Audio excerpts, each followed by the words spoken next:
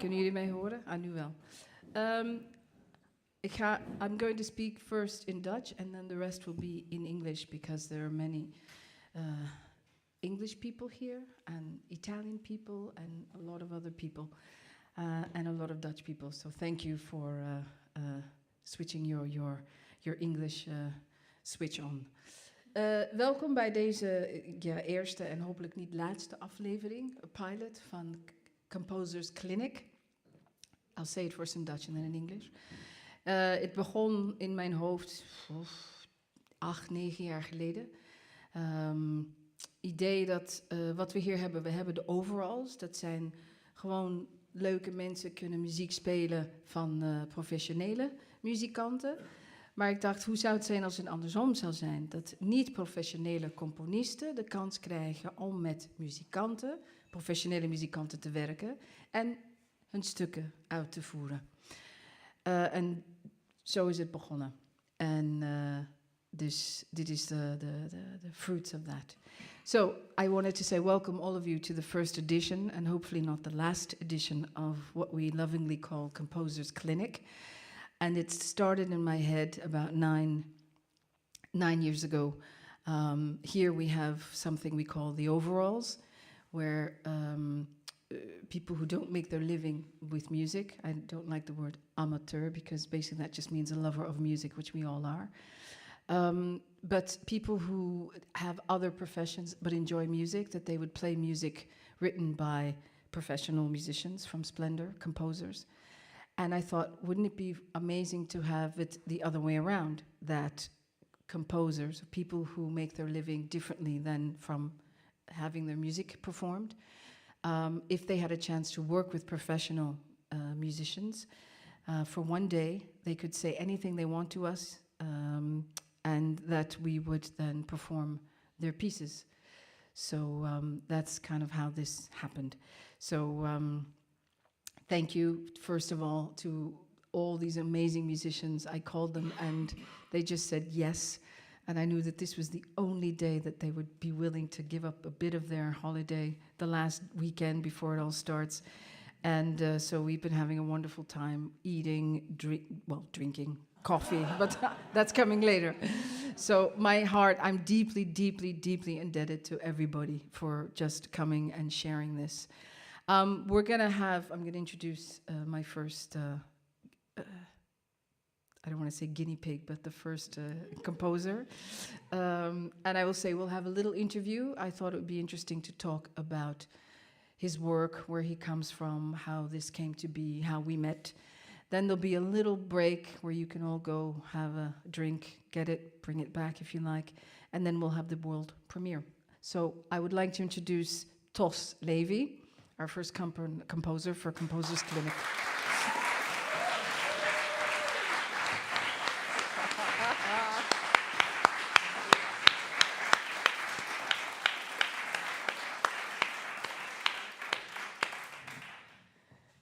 Hi, Tos. How are you doing? Good. You nervous? A little bit, yeah. Me too. Oh, yeah. Looks like water, but... Okay. So we talked a little bit earlier about kind of things about what was going on with you, but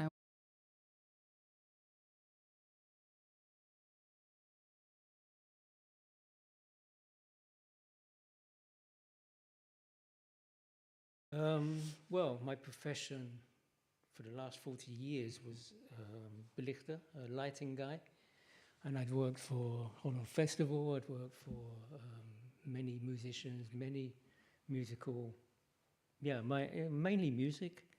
Yeah, from rock and roll to whatever, doing the lighting, designing the lighting. Some cabaret, of course, and also playing with people on stage.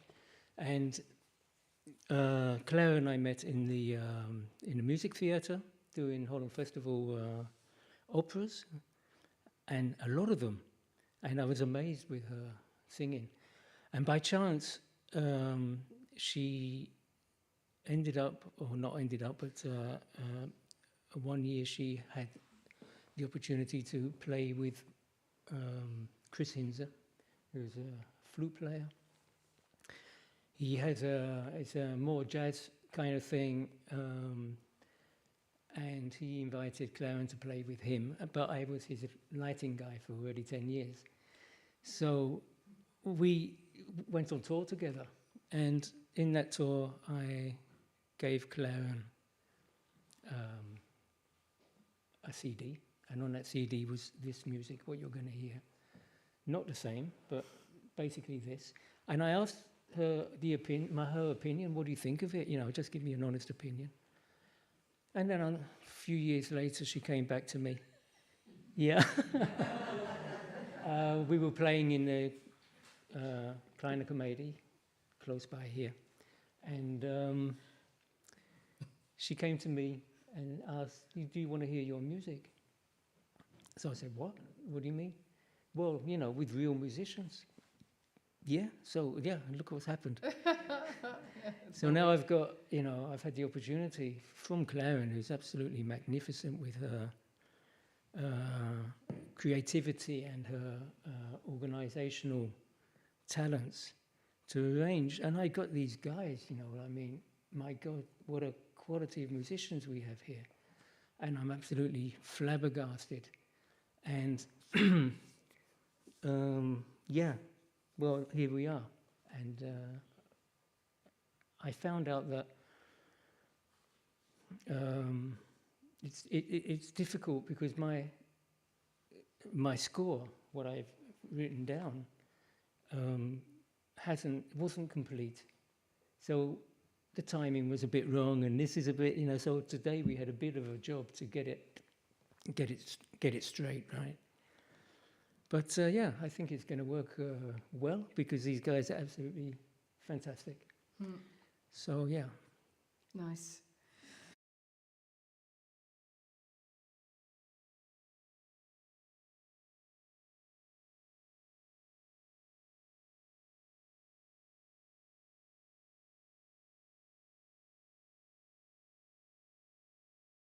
From the late 70s, I'm crazy about Indian music, and I started.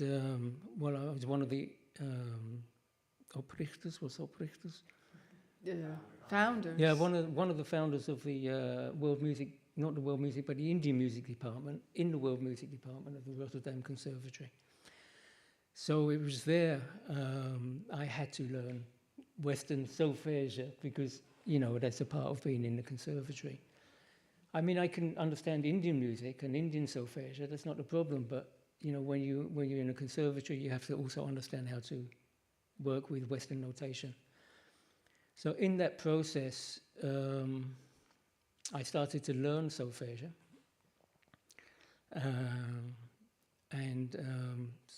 so yeah, I was introduced to Western music.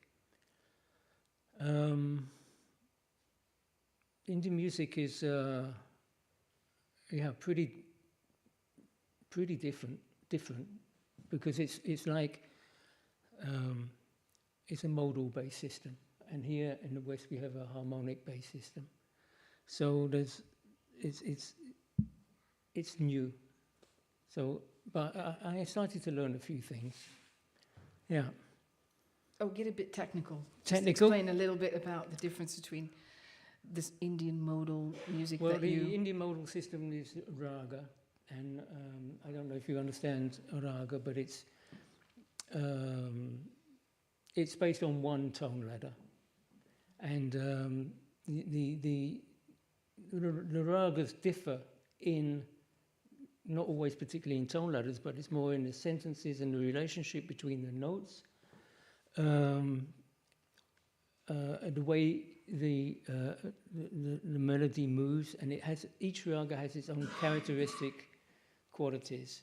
Like one would have, for example, the third note, which is ga, so going up scale would be the high note played, and coming down it would be the lower note of the third. So this would be raga jog, for example. And then we have in Darbari, you know, we have a lot of what we call underlead, and that's like a short, whiny kind of approach. It's a little bit, like begging. Oh, that's, but very characteristic.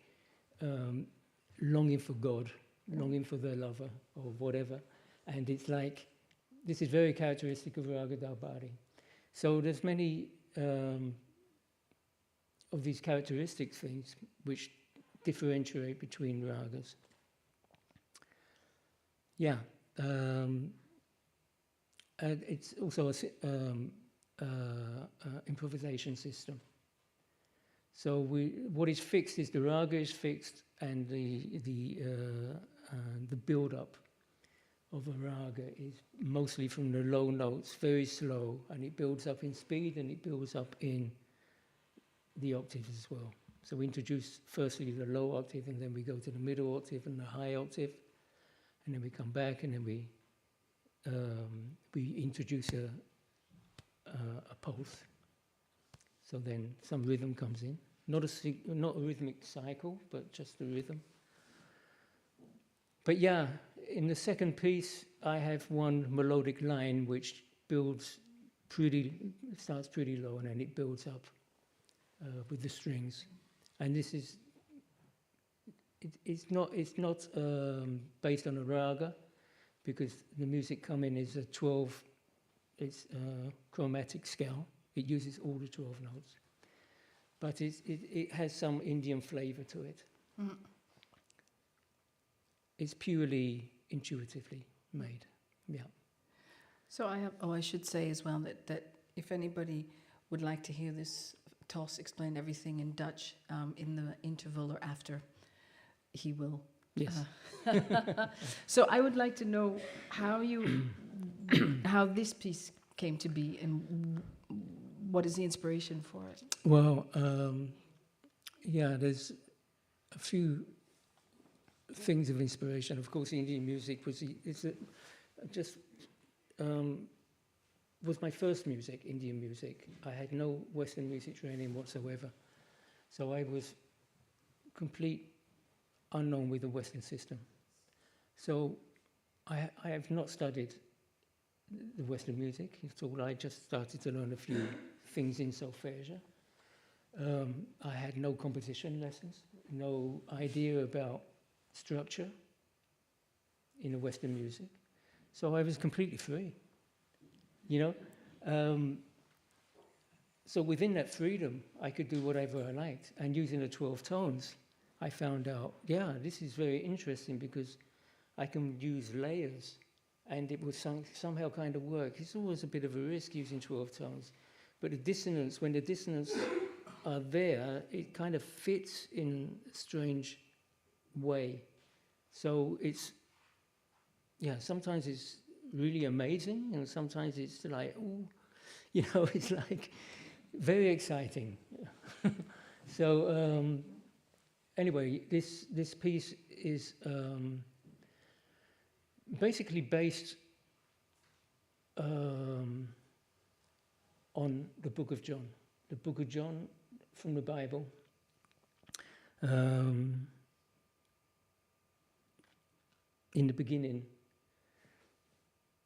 was the Word, and the Word was God, and the Word was one. Words to that effect. Very interesting, because in Indian music we have of an Indian philosophy, we have the Om. The Om is represents. It's actually a mantra. A mantra is a repetitive word or sentence that we use as a prayer.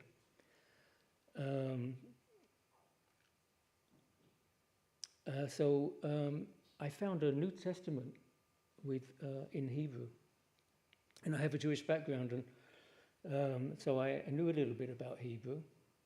And so what happened? There's something historic, very, very spiritual thing about the letters of the Hebrew alphabet is numerology is involved. But not only numerology, that each letter, in fact, has a very deep, profound meaning. You can write a whole book about one letter. So this is a study of Kabbalah, which I can't get into because I never studied it, but I knew the system. But I thought, okay, so we got the letters in Hebrew of the book of John, which is the New Testament, and I just made a list of the first letter, Aleph, in the Hebrew alphabet would be A, and the second letter, Bet, will be B sharp, and the Gimel would be G, and so on and so forth. So I got a list of notes from each letter. And then I started to, on a sequencer, Logic 5, I started to put these notes into their particular order. So the first word, I'd have those, each letter had its own note, so I would use that note, and I didn't know what we were hearing.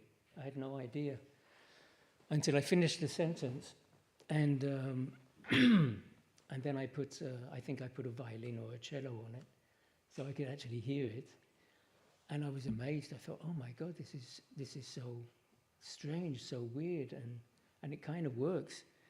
And from that idea, then I expanded it, and it became the first piece of tonight's music.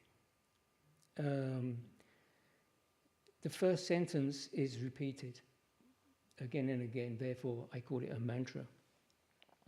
And on top of it, I built the same sentence but using different instruments and in random order. So you get these different levels of this sentence being played. And it's very interesting how the things that come out of that, because it's like, oh my God, all these different notes are playing together, and it's like really wild in many ways. But this piece, because it's a mantra, I decided, okay, I'm not going to put any dynamics in it. I'm not going to put any musical flowers, ornamentations. I'm going to keep it very simple, very pure, because in a way it is a prayer, and it's very sober and it's very pious in a way. So this is how the first part evolved. The second part is the approach is much less pious. It becomes much more musical. I could put some harmonies in there. I could put some nice sentences, like I could use my composing skills a lot more, and so it became more freer. And it's the basis of this second part is the translation of the second to fifth sentence from the Book of John, which is very interesting also.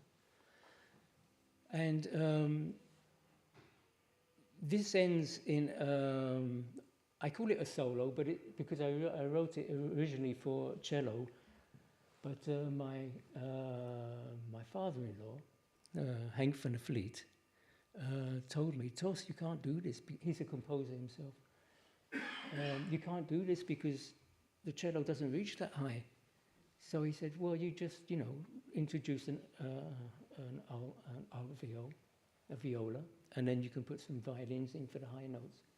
So we did that. And the end of the second piece is this, really beautiful, I find it very beautiful, solo for four instruments. Yeah, I call it a solo because it originally started that way. So that's the second piece. The third piece is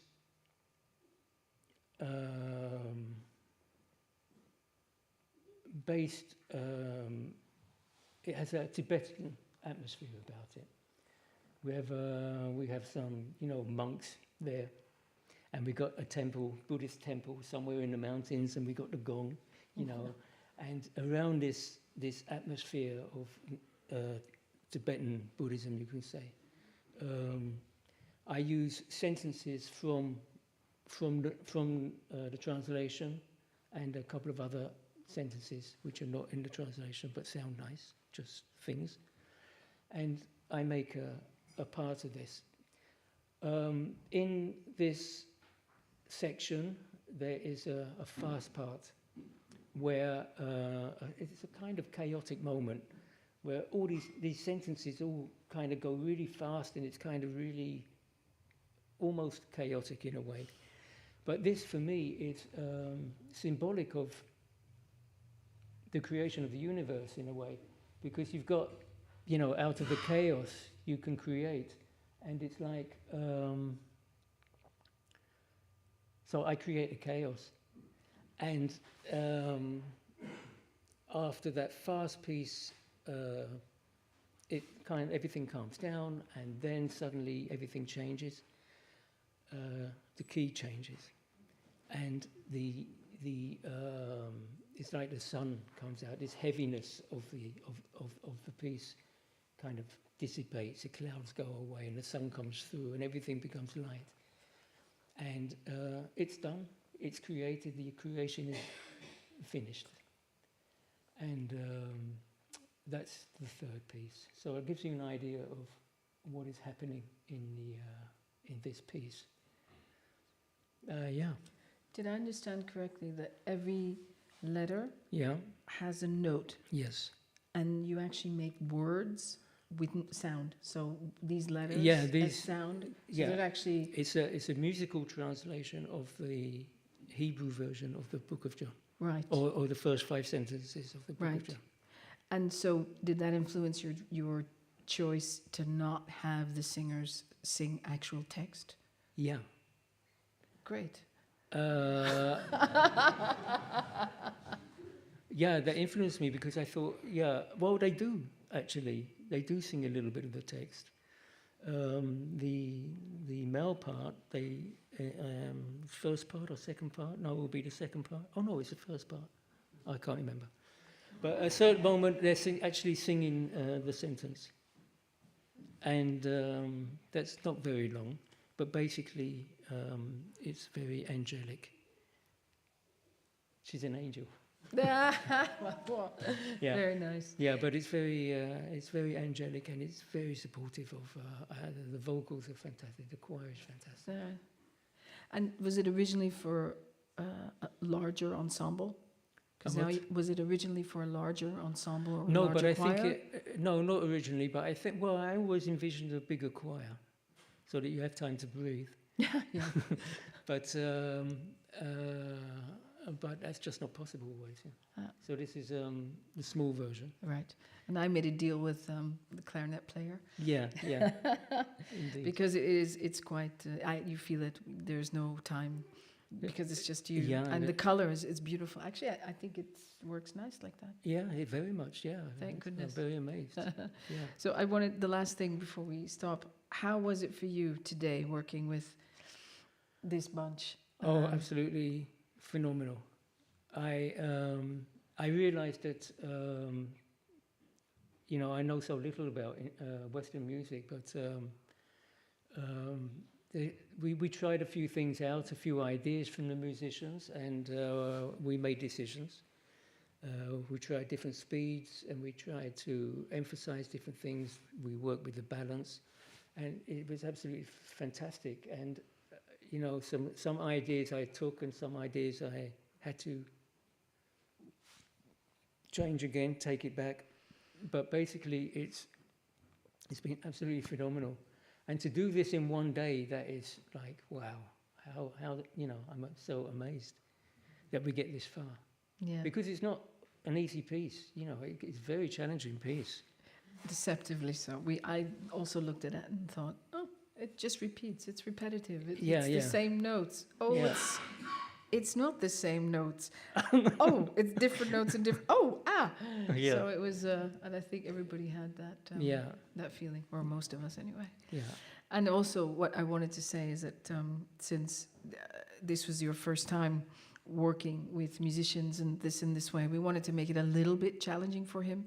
Not that we did on purpose, but there were basic questions coming like, Tos, is this score that you sent in C, or are the parts transposed? Silence. Yeah. I couldn't tell that. So No. then it started, can you maybe put this part in B flat or that part in F or this part in that? Yeah. And can you actually put this part in this score? And what do people want? Do people want to have individual parts? How should they have a whole score or groups of things? So Yeah. every day we were talking and it was like, oh God, there she is again. But It was a bit nerve-wracking, I Yeah, have to but- admit. But you know, that was, of course, I'm confronted from my ignorance of not ignorance, but I never studied the Western music, so I'm going to come across all kinds of things which, of course, transposing is a major part of Western. It's not in Indian music, but it is for Western musicians. I'm not absolute master. I've never been trained in that, but I start to understand it a little bit now, how it works with different, you know, like if you've got an instrument in B flat, you know, they need to have it in B flat because you're not going to get your note that you write in C.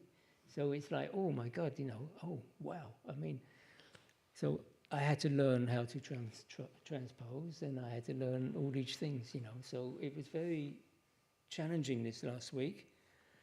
But of course, I did my best, and I think we got it right, huh? pretty much so. It sounds yeah. pretty good. So, Yeah. well, very good. Great. But, And we're going to do it. And we always said, you know, it's Splendor. So if we all screw up, we'll just do it again. yeah. And even if we don't screw up, we still might just do it again. Oh, yeah. So thank you, Tos, so much. Yeah, my thank pleasure. you, everyone. We have a little break, and then we'll come back and do the world premiere of In the Word. Thank you.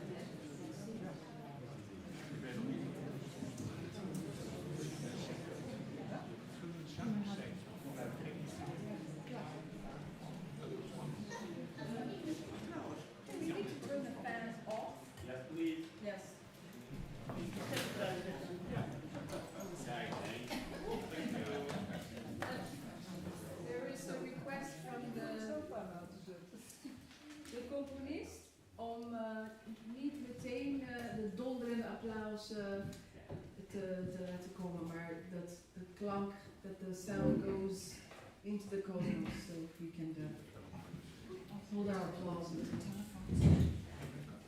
until the cosmos is satisfied.